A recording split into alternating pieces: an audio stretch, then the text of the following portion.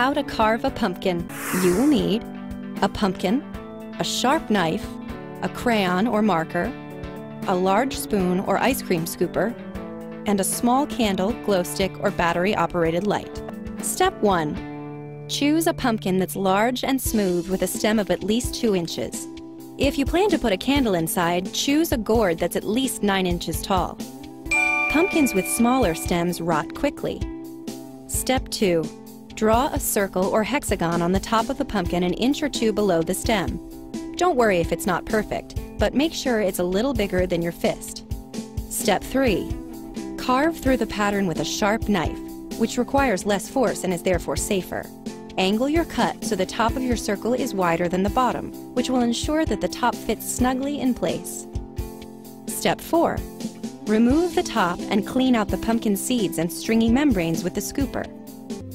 Step 6. Use your knife to cut through the pattern you've just drawn. Remember that cuts that connect to each other will remove the entire piece in between, so cut around anything you want to stay intact, like teeth or a wart on the nose. Step 7. Make disconnected cuts and scrapes to allow the light from inside the pumpkin to shine through without removing whole pieces. Step 8. Place a small candle and light it when you're ready to show off your work. If there's a large opening level with the candle, like a mouth, light the flame through it so you don't burn your hand. If your flame is weak or keeps going out, it's not getting enough oxygen.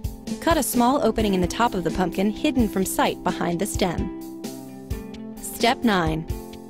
If you're not keen on having a real flame, use a glow stick or battery-powered light.